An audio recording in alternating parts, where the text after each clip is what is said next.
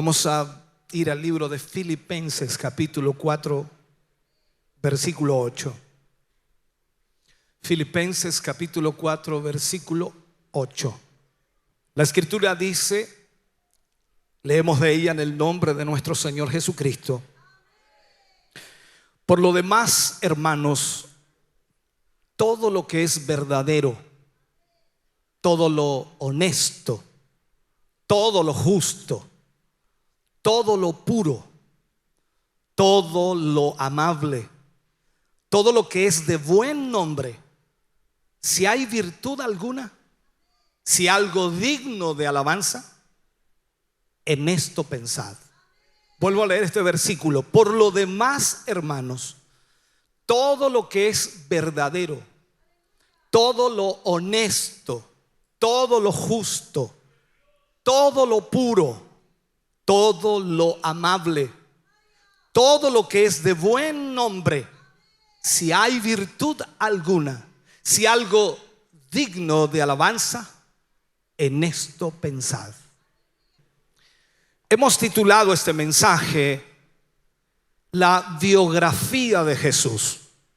Hay muchos teólogos que hablan acerca de este versículo y lo tratan de esa manera. Dicen que en este versículo Pablo expuso una biografía de Jesús, quizás la más breve que existe, pero profunda y especial. Y debemos entender algo, que cada uno de nosotros como hombres y también las hermanas como mujeres definen de una u otra manera sus pensamientos cada día al pensar, o podríamos decir nosotros que definimos nuestra vida o definimos nuestra forma de ser de acuerdo a lo que pensamos en nuestra mente. Por ahí hay un dicho: dime lo que piensas y te diré quién eres. Es un dicho que se dice de diferentes maneras, pero es una gran realidad. Cuando digo esto, entonces, digo que los actos y las palabras son pequeña parte de la vida de una persona. Vuelvo a insistir en esto: los actos, lo que hacemos y lo que hablamos es una pequeña parte de la vida de una persona. Su vida real, su vida verdadera, podemos llamarlo así, se lleva en su cabeza, en su mente. Y nadie lo conoce sino solamente el mismo hombre. O sea, en otras palabras, usted y yo, en nuestra mente tenemos lo que somos. No lo que hablamos, ni lo que accionamos, aunque pueda ser muy bueno. Hay mucho más en nuestra vida de lo que hablamos y de lo que actuamos. Entonces, la vida real se lleva en la cabeza. Y entendamos esto. Durante todo el día el ser humano, y creo que a todos nos pasa, y en este mes que he tenido que pensar mucho sin hacer más de lo que por supuesto constantemente hacía, la mente da vueltas constantemente, y alguien le llama por allí que ese molino está moliendo constantemente. El cerebro trabaja rápidamente y está moliendo, y los pensamientos están allí constantemente. Ahora, no otras cosas, como dije, las palabras o los hechos son los que realmente marcan nuestra historia, sino lo que pensamos en nuestra mente. Trataré de graficarle esto. Esto de verdad le plantea al creyente una tremenda urgencia, una necesidad de que nuestros pensamientos sean realmente orientados y dirigidos por Dios. Allí es donde encontramos a Pablo decir en 1 Corintios, cuando habla y dice de que todos tengamos una misma mente, un mismo parecer. ¿Te imaginas, hermano querido, todos nosotros con una misma mente, un mismo parecer? Sería extraordinario. Entonces, en este sentido, el creyente debe aprender a pensar bíblicamente sobre cada aspecto de su vida. Usted y yo debemos pensar bíblicamente, y para poder hacerlo, entonces debemos introducir a nuestro corazón y a nuestra mente lo que es la palabra de Dios. Hoy día hay muchos movimientos y algunos de ellos conocidos por nosotros en lo que estudiamos o aprendemos es el pensamiento positivo. Sé positivo. Y le dicen de una u otra manera al hombre de hoy: tú te bastas a ti mismo porque tienes las capacidades, porque tienes la inteligencia, porque tienes la sabiduría, porque eres una persona especial. Y ese pensamiento positivo pareciera que es lo correcto, pero lamentablemente no lo es.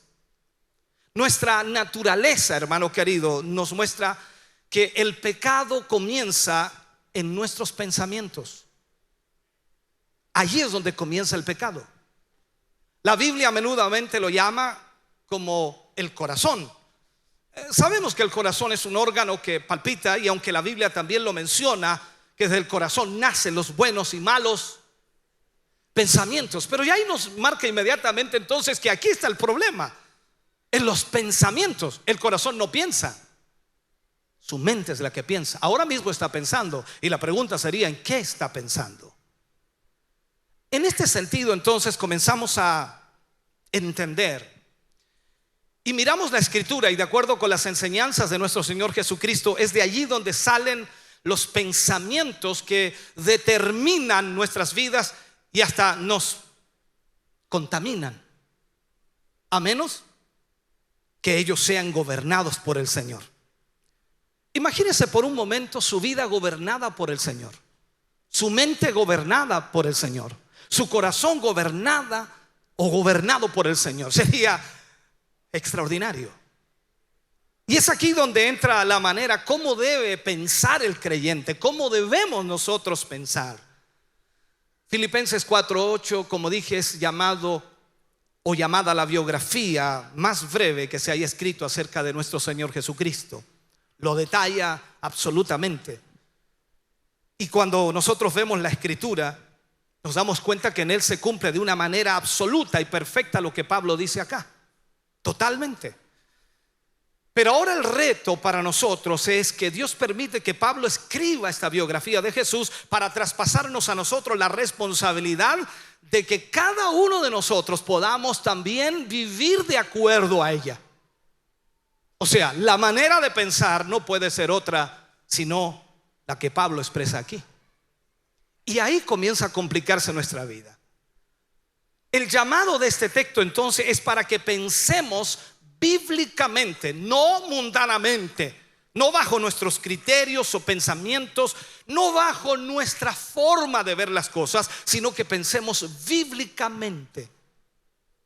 Tenemos que llevar entonces nuestros pensamientos con estas virtudes, o tenemos que llenarlo de estas virtudes. El primer punto que quiero tocar es que habla Pablo allí si hay algo verdadero. Es lo que expone en estos versículos. Hay algo que solo es verdadero. La transición que pone Pablo al comienzo de este versículo dice: por lo demás. Por lo demás. O sea, Pablo inicia este texto y nos dice que para hacer realidad lo que expone en el mismo, se requiere que la aplicación del presente texto sea totalmente clara. Esta palabra significa algo verdadero en cuanto al hecho, y denota también la realidad de una cosa. O sea, tenemos que entender qué es lo verdadero. Cuando habla entonces Pablo de lo verdadero, es lo que corresponde a la realidad. ¿Cuál es su realidad? ¿Cómo está usted viviendo hoy? ¿Cuál es su realidad? A eso se refiere Pablo cuando dice lo verdadero. O sea, esa es la verdad. En el aspecto absoluto entonces, solo Dios es la única prueba final para la verdad. Sabemos, Jesús dijo: yo soy la verdad. Pero ¿quién de nosotros podría decir: yo tengo la verdad? Nos queda grande esa palabra, porque en realidad hay cosas que no son verdad en nuestra vida. Y ahí es donde comenzamos entonces a ver que lo que Pablo trata de expresarnos es lo que Jesús vivió y que debiéramos también nosotros vivir. Jesús no cambia, y la palabra lo refleja de esa manera. Los estándares morales en su palabra nunca cambian. Se derivan entonces de su naturaleza santa y también son invariables. Por lo tanto, ahí es cuando nosotros debemos entender que nuestra vida cristiana debiera ir en ese proceso en donde va constantemente, como el mismo Pablo lo dice, en novedad de vida, de triunfo en triunfo, de victoria en victoria, muy aparte de las circunstancias que tengamos o vivamos en nuestro alrededor. Entonces aquí vemos que Cristo es el único absoluto en esto. Veamos esto. Juan lo describe de una manera inequívoca cuando dijo que el Padre y el Hijo son verdaderos. Esto lo dice en primera de Juan 5:20 y lo habla de esta manera. Pero sabemos que el Hijo de Dios ha venido, dice Juan, y nos ha dado entendimiento para conocer al que es verdadero. Y estamos en el verdadero. Mira lo que dice Juan: en su Hijo Jesucristo. Este es el verdadero Dios y la vida eterna. Entonces la pregunta sería aquí: ¿cuántos están en el verdadero? Parece un poco extraño que a veces digamos estar en el verdadero no viviendo una verdad. Es un poco contraproducente, ¿no? Ahora bien, lo opuesto a Dios y a Cristo como verdadero vendría a ser Satanás. Hablo de lo opuesto. Jesús es el verdadero, es la verdad, es la vida, es el camino. Y lo opuesto a Jesús, lo opuesto a Dios es Satanás, y también es verdadero, pero en su mentira, en su maldad. La Biblia nos dice de él, de Satanás, que es mentiroso y engañador desde el principio. O sea, tú y yo podíamos decirlo así jocosamente: Satanás nunca se va a convertir. Satanás nunca va a cambiar. Satanás siempre va a ser el mismo. La diferencia entre tú y yo, o la diferencia entre nosotros y Satanás, es que tú y yo tenemos una esperanza de cambio. Tenemos una esperanza de poder conocer al verdadero, para conocer la verdad y ser cambiados y transformados por el poder de Dios. En 2 de Corintios, Pablo habla, capítulo 11, versículo 3. Y Pablo dice: pero temo que como la serpiente con su astucia engañó a Eva, vuestros sentidos sean de alguna manera extraviados de la sincera fidelidad a Cristo. Sean extraviados de la sincera fidelidad a Cristo. De este modo entonces, y por cuanto somos criaturas caídas, somos una raza caída, hemos nacido en pecado y la maldad está allí, somos propensas a las mentiras, a los engaños de Satanás. Constantemente él viene y busca la manera de engañarnos y de que nosotros le creamos a él en lo que él dice, y de hecho nos engaña en muchas ocasiones. Ahora, la única forma en que podemos conocer la verdad y caminar en esa verdad es sumergiéndonos en la palabra de Dios y entendiendo lo que Dios desea que nosotros hagamos. Debemos entender entonces que no hay verdad relativa. No existe la verdad relativa. Para el creyente no la hay. Aunque algunas cosas se vean como normales en el mundo donde vivimos, en la sociedad donde vivimos, lo verdadero es lo que más debe ser buscado en nuestras vidas. Lo verdadero. La verdad será, hermano querido, lo que nos hará siempre libres.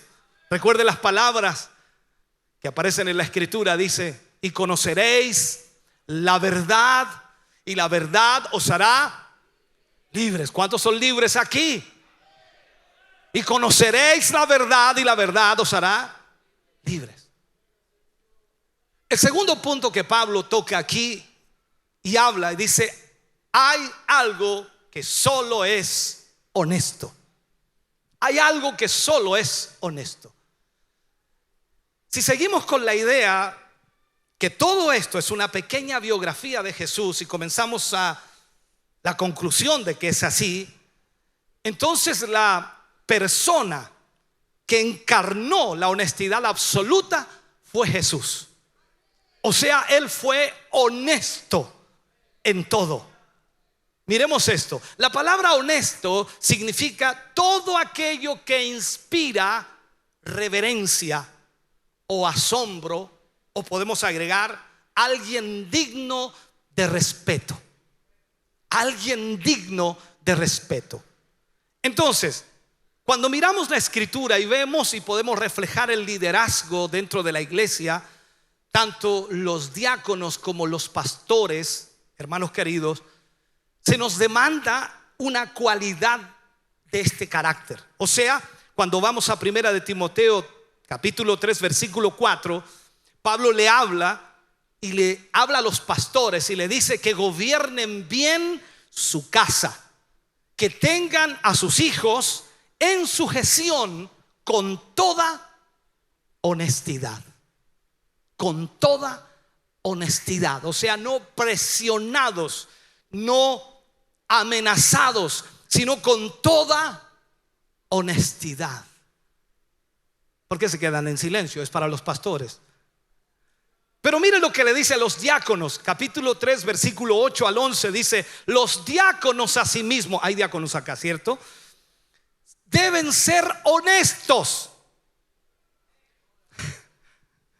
sin doblez, no dados a mucho vino, no codicioso de ganancias deshonestas, que guarden el misterio de la fe con limpia conciencia. Y estos también sean sometidos a prueba primero, y entonces ejerzan el diaconado si son irreprensibles. Las mujeres asimismo, hablando de las diaconisas, sean honestas, no calumniadoras, sino sobrias, fieles en todo. Honestidad. ¿Ha conocido usted a alguien honesto a su alrededor? No lo mencione, no lo mire, no lo salude, no le haga una venia. Solo pregunto, ¿ha conocido usted a alguien honesto a su alrededor? De su familia, de sus colegas de trabajo, sus jefes, en fin, con la gente que se junta todos los días, o aquellos que hablan con usted. ¿Ha conocido a alguien honesto? El reto de esta cualidad, hermano querido, es que los creyentes debemos tomar las cosas del Señor en serio. El problema que existe hoy día dentro de la iglesia es que tomamos las cosas como a la broma. O sea, no debemos ser tan necios, si es la palabra que puedo utilizar, y tratar de vivir la vida como si fuera una broma perpetua. Hay gente que lamentablemente sirve a Dios como si fuera una broma. Y nosotros debemos ser serios. ¿Me está escuchando? ¿Por qué? Porque vivimos a la luz de la eternidad. Usted y yo sabemos que hay una eternidad con Dios, pero también hay una eternidad en el infierno. Entonces, teniendo esta incertidumbre que todo lo que hay debajo del cielo es tan breve, tan corto frente a la realidad de la eternidad, hermano querido, no podemos estar jugando. Tenemos que ser serios. Entonces, la idea de la honestidad es que todo lo que es recomendable, todo lo que es noble, todo lo que es digno, debemos sumergirlo en nuestros pensamientos. Ser honestos. Una simple realidad. ¿Cómo me veo?, le dice la esposa al esposo, y el esposo, tan honesto, le dice: no sé lo que dice usted. No te queda bien. No, pero si no es honesto, dice, te queda lindo. Porque si le digo que no. Este es un problema serio. Coloco ese ejemplo solamente para que usted entienda. Puedo colocar miles de ejemplos. Y la honestidad hoy día no está en la vida de los creyentes como debiera estar, y como el mismo Señor Jesús lo hizo. Lo contrario a lo honesto vendría a ser lo vacío, lo vano o lo banal, como así podríamos llamarlo. Pensar honestamente es, al contrario, totalmente contrario al espíritu de este mundo. Busca ahí en el mundo a alguien honesto. Nadie trabaja con honestidad. Tú vas al mercado y te arreglan la pesa para venderte menos. De alguna u otra manera, la honestidad no está presente en el mundo, así que vivir con honestidad hoy día es totalmente fuera de lugar.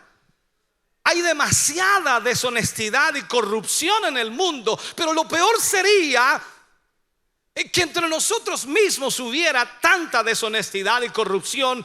Entonces, literalmente, la verdad no está en nosotros, no estamos siendo honestos. Mal pudiera entonces el creyente seguir su corriente en lugar de ir marcando diferencias. Lo que el creyente normal está haciendo hoy día es seguir el curso del mundo. Es que todos lo hacen, es que esto es así, es que no se puede hacer de otra manera, es que las situaciones se dan y uno tiene que tratar de salir adelante. En fin, hay situaciones las cuales hoy día se están marcando. La honestidad es aquella cualidad, hermano querido, que pone a Dios por encima de cualquier deseo, por encima de cualquier obra, por encima de cualquier sentimiento, por encima de cualquier intención, por encima de cualquier propósito. Tú pones a Dios en primer lugar. No importa lo que ocurra ni lo que suceda. La honestidad, hermano querido, es la radiografía del corazón, que revela que allí no hay nada oculto. ¿Te gustaría conocer a tu esposo, a tu esposa con esa honestidad? Oh, sería extraordinario. ¿Te gustaría conocer a tus hermanos con esa honestidad?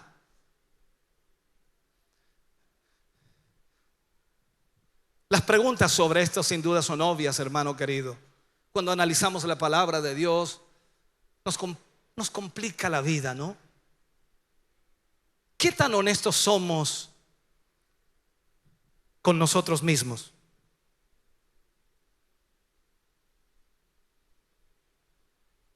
Si te preguntaran hoy, ¿cómo estás? ¿Qué dirías? ¿Estás bien? Bueno, depende de cómo vaya la pregunta, pastor, depende a lo que se refiera. Pero llevémoslo solamente a un área, tu área espiritual. ¿Cómo estás? ¿Eres honesto?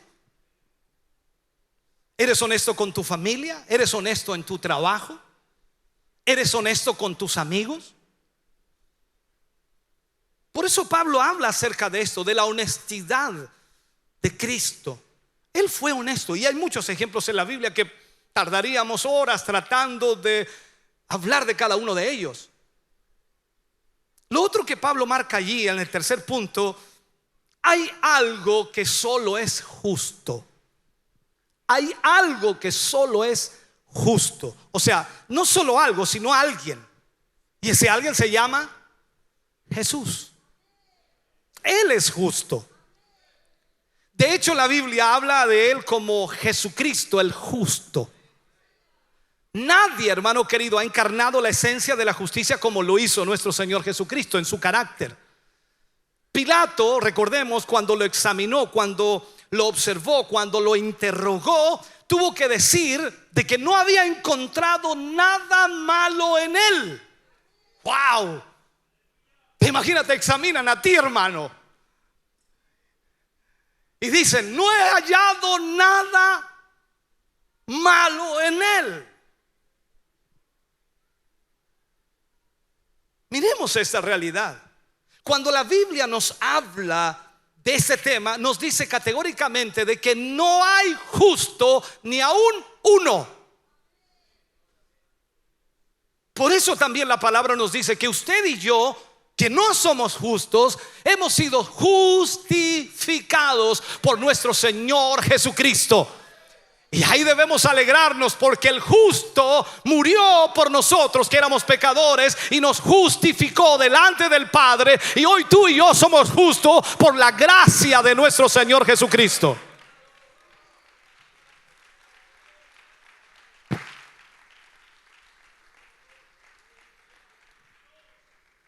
Cuando hablamos de la gracia que compete a nuestra salvación o que encierra nuestra salvación, Pablo la traza tan excelentemente bien en sus cartas a los Gálatas, a los romanos. Les habla constantemente y les dice que el justo vivirá por la fe, o el justo por la fe vivirá.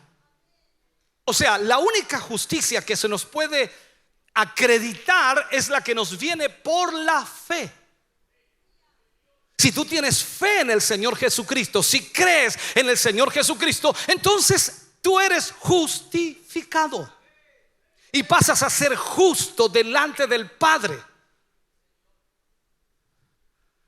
Pero es por la fe, no por las obras, no por los hechos que algunos pretendían. Por ejemplo, los judaizantes antiguos o también los modernos hoy día piensan que por las obras somos justificados. No, es por la fe.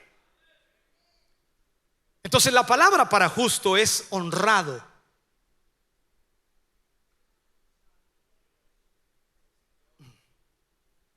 No sé si son los lentes o no estoy viendo bien. La palabra para justo es honrado,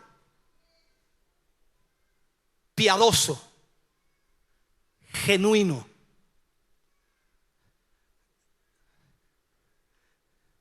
Cuando hablamos entonces de esto, es el hombre de carácter inocente y santo. Imagínese usted inocente y santo. Qué inocente es el hermano, qué inocente es la hermana. No tiene malicia ese hermano, no tiene malicia esa hermana. No se da ni cuenta que le están mintiendo, pero qué inocente. Ser justo, hermano querido, es algo extraordinario.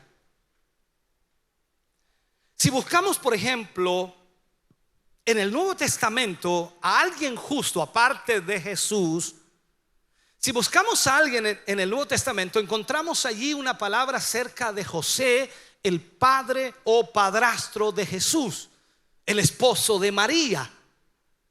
Y se dice de él, como era justo, quiso dejarlo secretamente, o dejarla secretamente, hablando de María.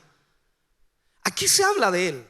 La mejor forma de resumir entonces al hombre justo sería como todo aquel que puede ser aprobado por Dios por estar de acuerdo con su carácter y con su relación. O sea, estamos hablando al mismo tiempo de la revelación que pueda tener aquel hombre de Dios y se relaciona con aquel Dios al cual conoce y entiende. Ahora, un poco más allá sería todo aquel que redunda en el cumplimiento fiel de las obligaciones que tenemos ante el Señor o con Dios para nuestro prójimo y para también con nosotros mismos. O sea, aquí es donde comenzamos a entender lo que es la justicia real. Y esto debe estar en nuestros pensamientos, ser justo. Luego Pablo sigue avanzando y dice en el punto cuarto: hay algo que solo es puro. Hay algo que solo es puro. Esta biografía de Jesús, hermano querido, nos desnuda, nos deja al desnudo. Y no podemos hacer otra cosa que simplemente acongojarnos, sufrir, porque no estamos dando la nota, no estamos llegando al nivel, porque no tenemos la capacidad para poder hacer un cambio real y genuino en nuestras vidas. En todo lo que Pablo nos demanda para pensar en este mensaje, el ser puro, hermano querido, es el desafío mayor. Cuando vemos esta demanda, inmediatamente nuestra conciencia se activa y comienza a revisar lo que hay dentro de ella. ¿Qué sucede en mi interior? Y al mismo tiempo comenzamos a pesar en la balanza la pureza. Tenemos que ver algo aquí. No siempre nuestros pensamientos son puros. No siempre nuestros pensamientos son puros.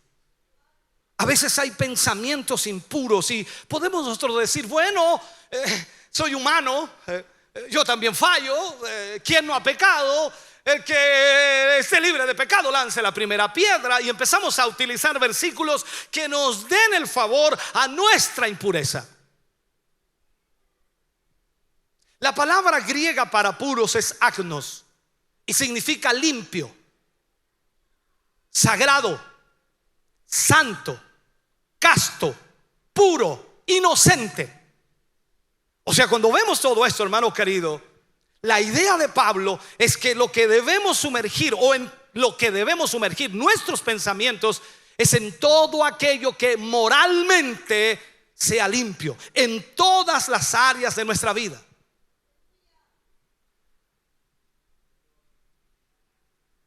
¿Qué es lo que pensamos diariamente en nuestra vida, en nuestra mente? ¿Qué piensa usted del hermano? Cuando el hermano le pide a usted: hermano, usted me facilitaría, me prestaría a modo de préstamo 5,000 pesos. ¿Qué piensas tú? Este no me lo va a devolver, porque tu mente está basada en ello. Ahora usted me dice: pastor, o sea que tengo que prestarle los 5,000 pesos, y si no me los devuelve, ya estás con el mismo problema. Estoy hablando simplemente de un ejemplo. Ahora, es en esta parte donde triunfamos o fracasamos. ¿Qué piensa usted de su hermano? Mira a su hermano, dice: yo no lo veo bien. ¿Qué estás haciendo? ¿Por qué desconfías de todo el mundo? ¿Por qué desconfías de todas las personas? Algunas personas me dicen a mí: pastor, es que usted tiene que ser un poco desconfiado. Si soy un poco o mucho, es lo mismo. Y el Señor me dice: acá debemos ser puros. ¿Cómo puedes pasar la vida desconfiando de todo el mundo? El esposo desconfía de la esposa: no me vaya a engañar. La esposa desconfía del esposo: no me vaya a engañar, pásame tu celular, a ver, deja mirarlo. ¿Con quién estás hablando? ¿Quién te llamó? ¿Quién te dijo? Desconfía de los hijos: a ver, ¿con quién vas a salir?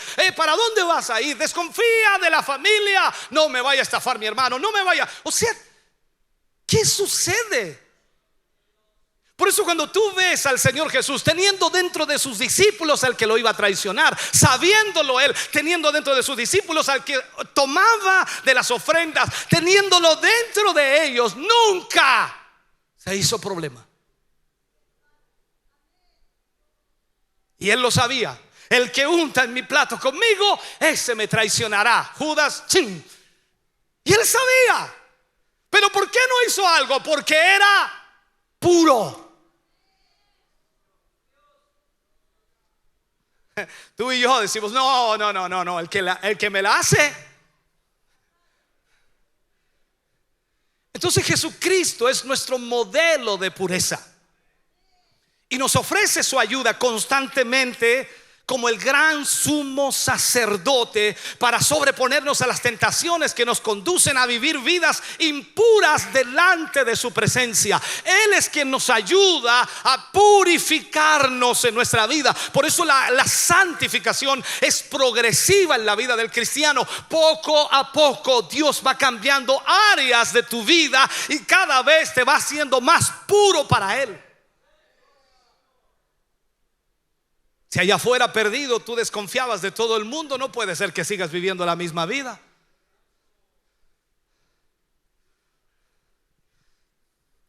La Biblia nos dice que Jesús fue tentado en todo según nuestra semejanza, pero sin pecado. Pablo lo explica a los Hebreos en el capítulo 4 versículo 15 y dice: porque no tenemos un sumo sacerdote que no pueda compadecerse de nuestras debilidades, sino uno que fue tentado en todo según nuestra semejanza, pero sin pecado. Imagínate, Él fue santo, Él fue inocente, Él fue sin mancha y apartado de los pecadores. O sea, Él fue un hombre puro.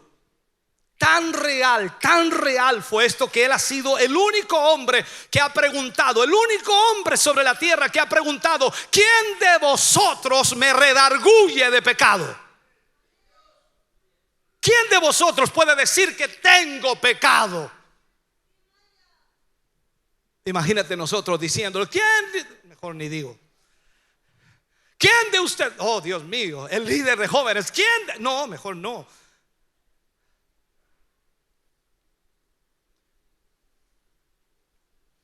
Por lo tanto, Jesús puede compadecerse de nosotros para vivir esta demanda bíblica. Él fue probado en todo.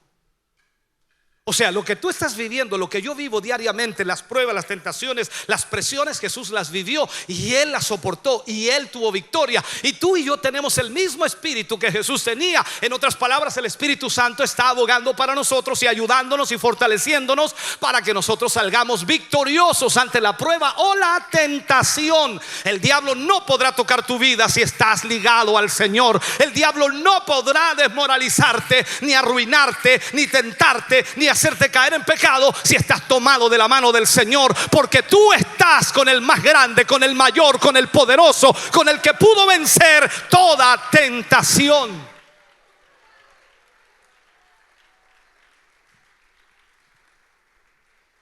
Ahora, si tú miras este mundo, parece, y no que parece, es así,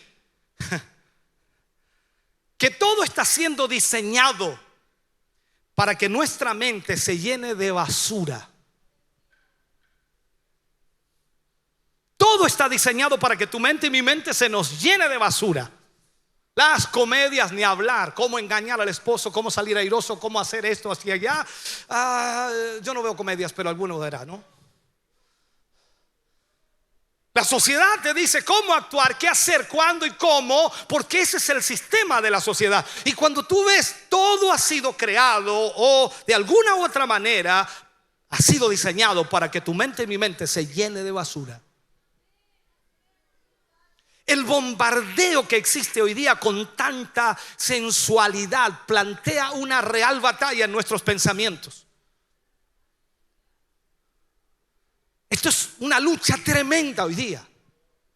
La pureza de Cristo demanda pureza de pensamientos y de acciones. Pureza de pensamiento y de acciones. Recuerda lo que Pablo le dijo a Timoteo: consérvate puro. Consérvate puro. O sea, ten cuidado. ¿Qué debemos hacer? Lo mismo, conservarnos puros. Número 5, son 20 puntos. No, ya vamos a terminar. Número 5, hay algo que solo es amable. Mira a tu hermano del lado, a la hermana que está a tu lado. ¿Lo encuentras amable? Los conocedores del griego nos dicen que esta es la única parte en el Nuevo Testamento donde aparece esta palabra.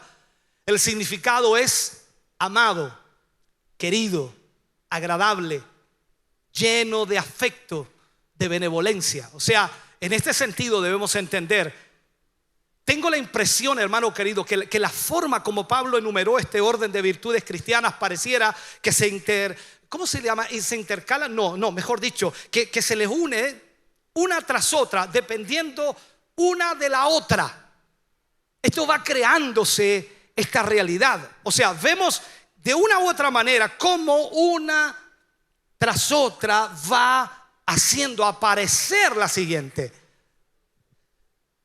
Si usted es un creyente verdadero, recuerde lo verdadero. Si usted es un creyente honesto, recuerde lo honesto. Si usted es un creyente justo, si usted es un creyente puro, el resultado, como todo aquello, es visible y será la amabilidad.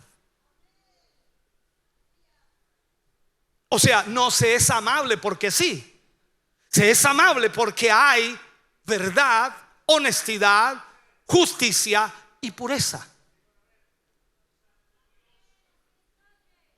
Nada es más hermoso que una persona amable. ¿Conoce a alguien amable aquí alrededor suyo? Oh, Dios le bendiga, mi hermano. Oh, mi hermano querido, Dios le bendiga. Bienvenido, mi hermano. Qué amable el hermanito, aleluya.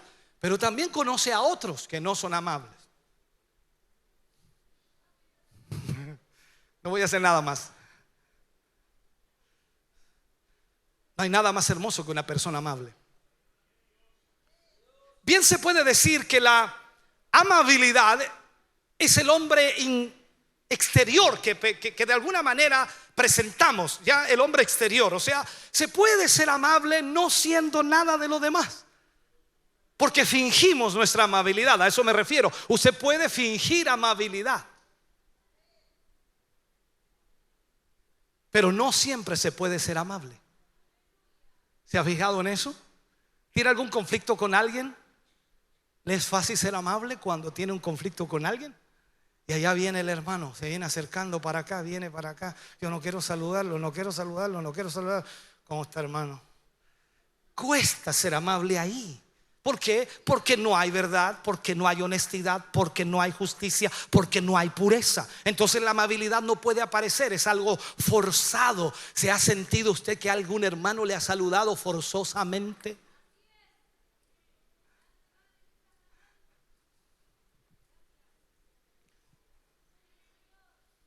La amabilidad, hermano querido, es la real personalidad por ser un fiel reflejo de lo que está lleno el corazón. Si su corazón está lleno de verdad, lleno de honestidad, lleno de justicia, lleno de pureza, entonces la amabilidad va a brotar por sus poros. Usted no va a tener problema con nadie, no va a tener dificultad con nadie, va a ser hiper amable, como dice alguien por allí. Entonces ahí la personalidad se presenta. Una persona amable es misericordiosa y compasiva. ¿Se ha visto usted en la micro? Si ha tenido la oportunidad de andar en la micro, cuando una persona amable, por favor señora, tome asiento, y se para. Por favor, joven, bueno, no quiero que le den al joven, pero ya, al anciano, por favor, tenga la bondad. Usted está en la fila, no sé, del banco, de pagar algo, y ve a alguien que está complicado y está como 20 puestos más atrás que usted. Por favor, tenga la amabilidad, pase aquí, yo le dejo mi lugar. Qué amable. Nace, brota. Y la esposa le dice: pero ¿para qué le diste tu lugar? ¿Y nosotros cuánto vamos a esperar? Es que el caballero está enfermo.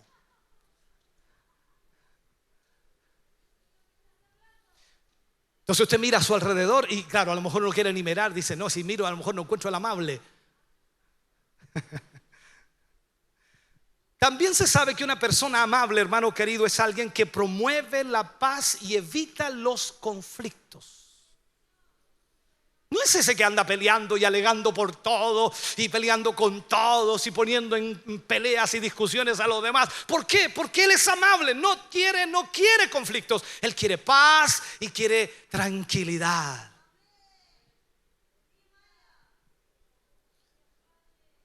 Pero esta palabra también describe, hermano querido, algo que es agradable y atractivo. O sea, confesamos que a veces no nos sentimos atraídos por lo amable, sino que nos sentimos a veces atraídos por lo malo. Alguien ha dicho por allí: el pecado tiene en sí mismo algo que es codiciable al creyente, increíblemente bueno para comer. Eso fue lo que vio Eva cuando miró el fruto. O sea, lo vio lindo, hermoso, rico, codiciable para comer. Y a veces eso nos atrae como ser malo. Ya de aquí en adelante voy a ser malo. Ahora yo no pienso andar ahí dándole la mano a los hermanos, no pienso ni una cuestión. Yo voy a ir a la iglesia nomás y apenas termine me voy. Y uno pregunta: ¿y a qué vas a venir? Por eso yo a veces termino el culto y me gano aquí adelante, voy allá en el templo igual, para que los hermanos se vengan a despedir amablemente. Yo me gano ahí, porque es claro, me gustaría ganarme en la puerta, pero eso sería como obligarlos a saludarme porque tienen que salir por la puerta. Pero yo me gano aquí mejor. Entonces así los que desean ser amables conmigo vienen a despedirse. Va a ser la despedida más larga hoy día. Pero el creyente, hermano querido, debe manifestar su atracción hacia Cristo. O sea, nosotros debemos enamorarnos de Cristo, enamorarnos de Él. Y al mismo tiempo tenemos que entender que todo lo encontramos en Él. Recuerde que la Escritura dice que Jesús es el deseado de todas las naciones. O sea, ¿cuánto desea usted a Cristo? ¿Cuánto anhela usted a Cristo? ¿Cuánto ama usted a Cristo? Déjeme comenzar a cerrar con el último punto. Y Pablo habla aquí y dice: hay algo que solo es de buen nombre. Hay algo que solo es de buen nombre. O sea, la palabra eufemismo tiene que ver con esto, lo que es de buen nombre. Y se usa solamente acá y tiene que ver con alguien que dice buenas palabras. O alguien que elogia las cosas buenas, que reconoce en otros virtudes. Es como usted, si parece que está hablando de usted, hermano. Usted que elogia a los demás por sus virtudes, es una persona que reconoce las virtudes de otros, es una persona que habla buenas palabras.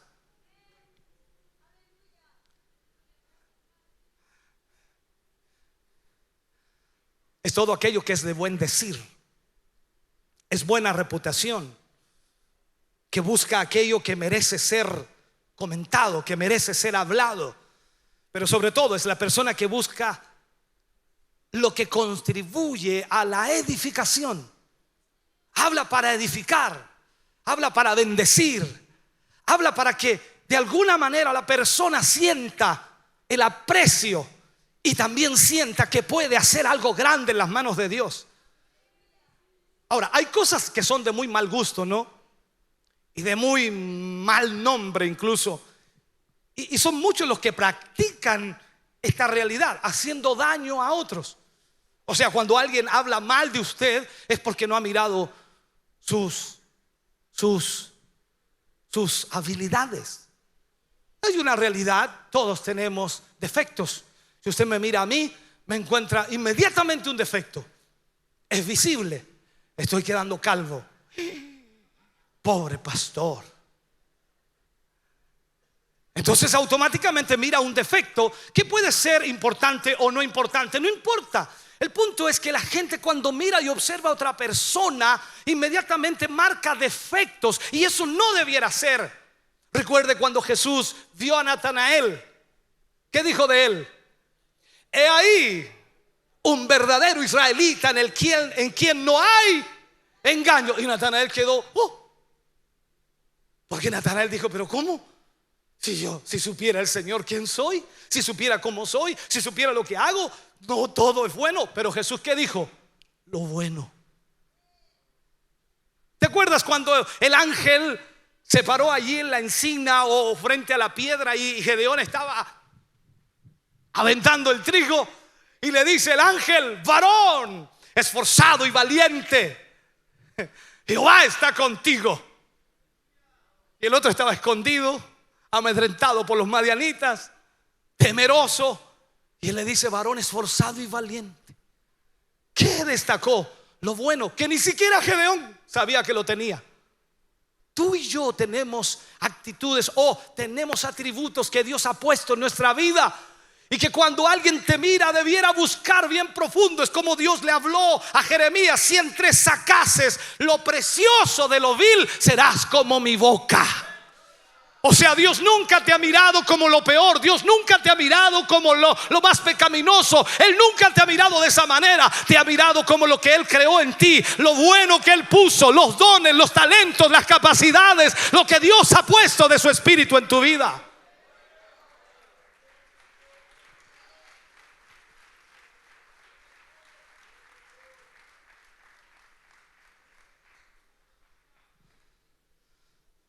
La misión del creyente, hermano querido, es llenar sus pensamientos de todo lo que es de buen nombre.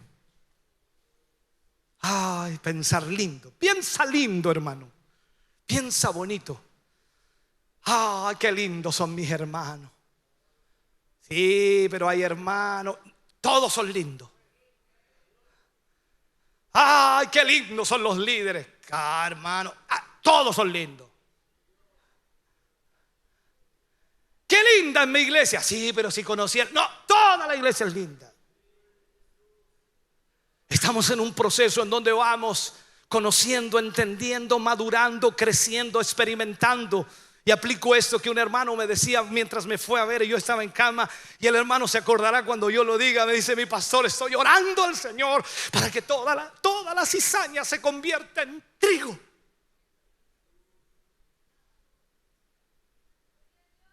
Y yo le dije: mi hermano, la Biblia nos dice que la cizaña siempre va a ser cizaña. Nunca se va a convertir en trigo, porque no nació como trigo, nació como cizaña. Entonces se preocupó. Y vi su rostro y entendí inmediatamente que me estaba preguntando. Dice: ¿cómo me encuentro con hermanos que parecen pura cizaña y son trigo?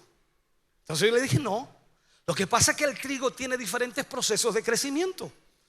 Se planta o se siembra, muere el grano, comienza a producir la flor y comienza a nacer. Y no crece inmediatamente, no nace de la noche a la mañana y da fruto, no, sino que tiene un proceso. Y cada vez que usted mira el trigo en su proceso, demora su tiempo. Y ese trigo crece erguido,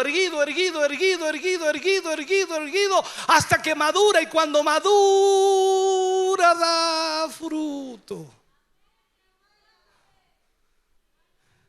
El trigo cuando recién madura puede dar fruto, pero cuando madura se fija que el trigo se inclina, se humilla.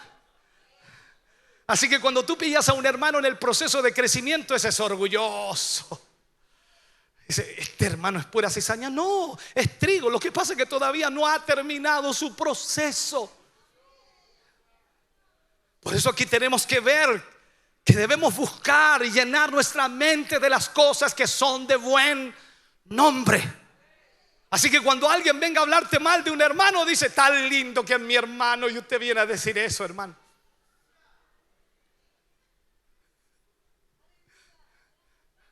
¿Por qué? Porque así verán los hombres nuestras buenas obras y podrán glorificar al Señor que está en los cielos. Imagínate tú hablando bien de la iglesia, de tus hermanos, de tus hermanas. La gente del mundo dirá: yo quiero ir ahí donde está gente que se ama tanto.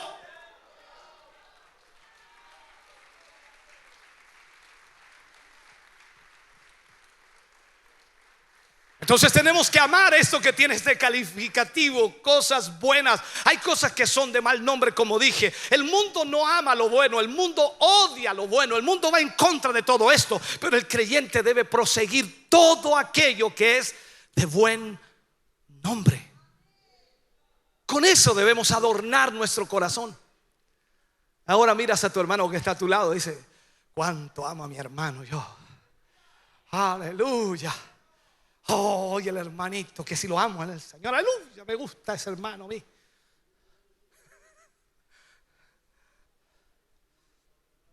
Pablo llega a esta conclusión: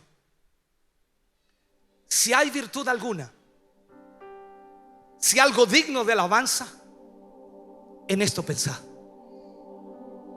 O sea, no está diciendo Pablo que no vas a encontrar errores en tus hermanos o hermanas, tus líderes o en la iglesia. No, te dice: si hay virtud alguna, si hay algo digno de alabanza, en eso piensa. ¿Qué sacas con ir pensando? Dice: no me gustó este hermano porfiado, esta hermana porfiada. ¿Te imaginas? Yo me voy a casa todos los domingos así apesadumbrado con todos los dramas y problemas que puedan crearse en la iglesia. Ya estaría muerto bajo tierra. ¿Por qué? Porque ninguna mente y corazón da para eso. Entonces, ¿qué hago yo? Pienso en lo bueno. Qué bueno. Cuando alguien falla, pienso en lo bueno que hizo de ahí para atrás. Y digo: debo agradecer el tiempo. Debo agradecer lo que ha hecho. Debo agradecer lo que hizo. Y mientras pudo hacerlo, gracias por eso. El que falló fracasó. ¿Y quién no ha fracasado? Pero como dice Pablo: vosotros que sois más espirituales, restauradlo con espíritu de mansedumbre. Pablo es como si nos dijera: aquí está todo lo que ustedes deben pensar.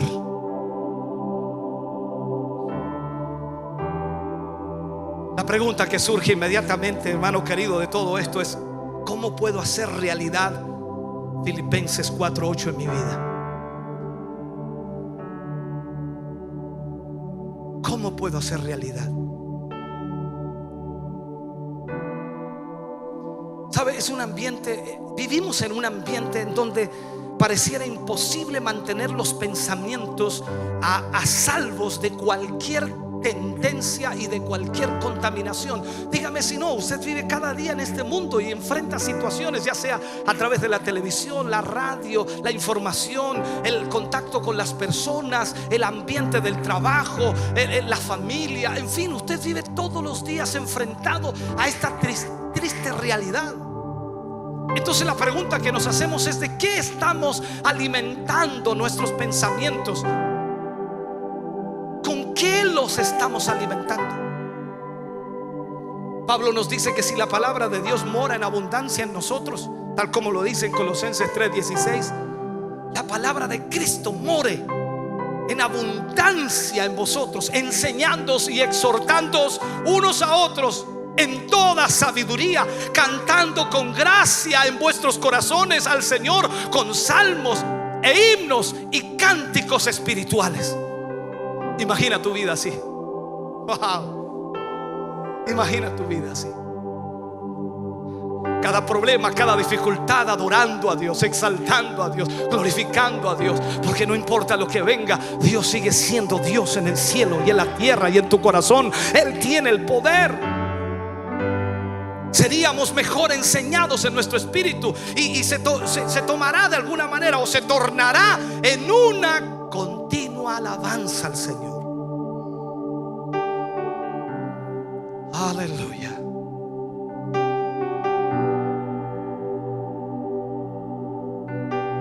Esa es la realidad de lo que Pablo expresa aquí, y nos pone frente a esta realidad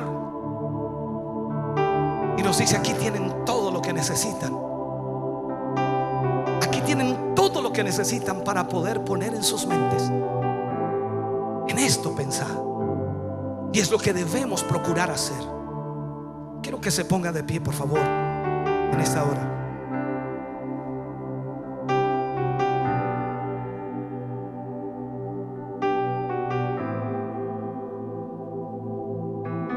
Se cuenta una historia que en una noche un anciano indio cherokee hablaba con su nieto, y en la instrucción y en la enseñanza que este abuelo quería darle a su nieto, le cuenta la historia de una batalla que tiene lugar en el interior de cada persona. Y él le relata de esta manera y le dice: dentro de cada uno de nosotros hay una dura batalla entre dos lobos. Uno de ellos es un lobo malvado, un lobo violento, un lobo lleno de ira y lleno de agresividad. Y el otro lobo es toda bondad, todo amor, toda alegría, toda compasión. El nieto se quedó unos minutos pensando en lo que su abuelo le había dicho, y le pregunta a su abuelo: dime abuelo, ¿cuál de los dos lobos ganará? El anciano indio responde a su nieto y le dice: aquel que tú alimentes mejor, aquel que tú alimentes mejor.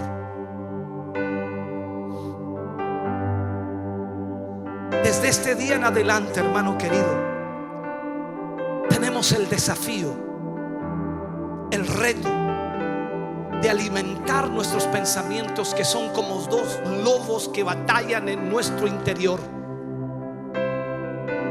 Por eso Pablo nos recomienda y nos dice: por lo demás, hermanos, todo lo que es verdadero,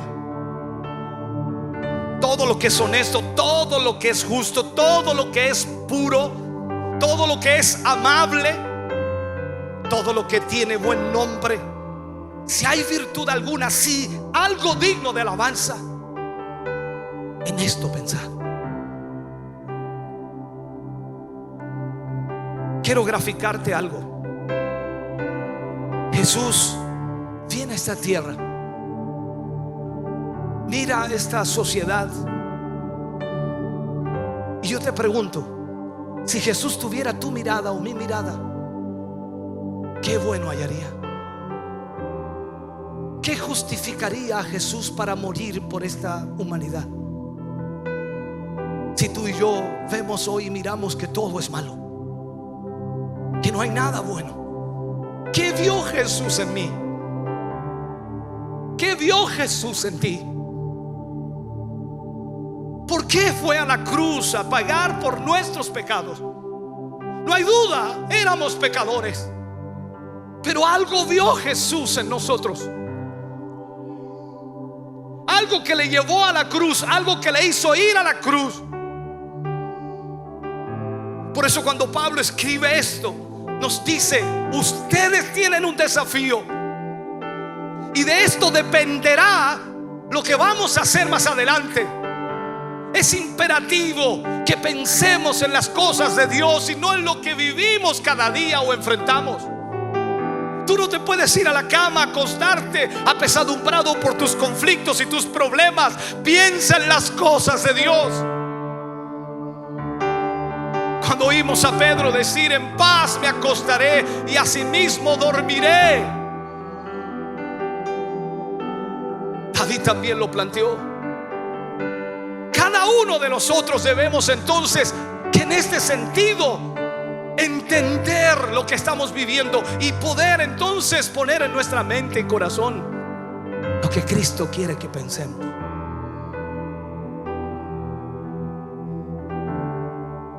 A veces es inevitable que tú y yo deseemos cambiar a las personas a fuerza, a presión,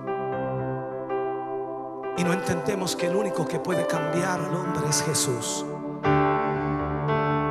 Cuando tú dejas que el Señor Jesús obre, cuando tú dejas que el Señor comience a controlar tus pensamientos y tu vida, todo comienza a cambiar, todo comienza a ser diferente. Por eso, hermano querido, hermana amada, Pablo nos habla y nos dice: en esto pensad. Tienes este desafío en este día. Puedes seguir viviendo la vida cristiana como a ti te guste, pero no alcanzarás lo que el Señor desea para ti. Cada uno de nosotros necesitamos pensar en lo bueno. En varios episodios de la vida de Jesús, Jesús puede haber hecho algo para defenderse, para expulsar a sus enemigos, pero aún así él pensó en lo bueno. Cuando Pedro sacó su espada y cortó la oreja de Malco, le dijo: no, Pedro, no es con espada, no es así, no es con fuerza. ¿Acaso no sabes que yo puedo pedir al Padre una legión de ángeles y Él lo enviaría? Pero no estoy aquí para pelear ni defender ninguna causa. Tú y yo debemos pensar en las cosas de Dios. Si oyes que alguien habla de ti, ni te preocupes. Si oyes que alguien no te ama, ni te preocupes, ámalo tú. Si Él nos enseña a amar a nuestro prójimo, si nos enseña a amar incluso a nuestros enemigos, entonces pensemos en amar. La pregunta al finalizar es: ¿qué lobo alimentarás? ¿El lobo de la ira, del odio, o el lobo del amor, de la paciencia, de la bondad, de la misericordia? Tú y yo tenemos un desafío y tú decides en esta mañana. Cada líder acérquese y ponga sus manos sobre los hermanos y hermanas y oremos por ellos. Pidámosle a Dios que les guíe, les dirija, que Dios pueda tomar el control de su mente, de sus pensamientos, de sus emociones, que Dios pueda tomar el control de sus vidas para bendición de ellos. Padre, oramos en el nombre de Jesús. Oramos por tus hijos, oramos por tus hijas.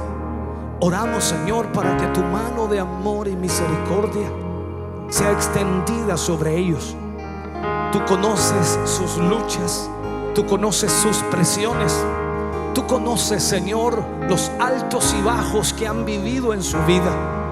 Y quizás para ellos, muchos de ellos, Señor, son suficientes razones para actuar como actúan o para vivir la vida como la viven. Pero en esta hora, Señor, te pedimos que tu presencia, que tu Espíritu Santo pueda controlar sus pensamientos, pueda llevarles, Señor, a tu dirección, pueda llevarles a tu propósito. Padre, fluye en esta hora sobre sus vidas, fluye sobre ellos, Señor, y obra poderosamente.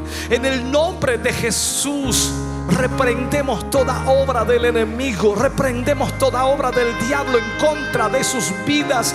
Te pedimos y te rogamos, Señor, en esta hora que tu presencia, que tu Espíritu Santo, Señor, traiga, oh Dios amado, liberación en sus mentes.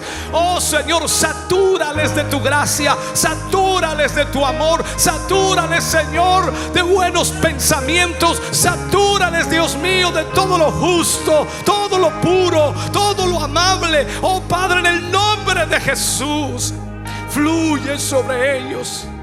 Trae tu presencia, Señor, en esta hora. Trae tu Espíritu Santo sobre sus vidas. Espíritu Santo de Dios, fluye aquí, Señor, fluye aquí, Señor. Aleluya.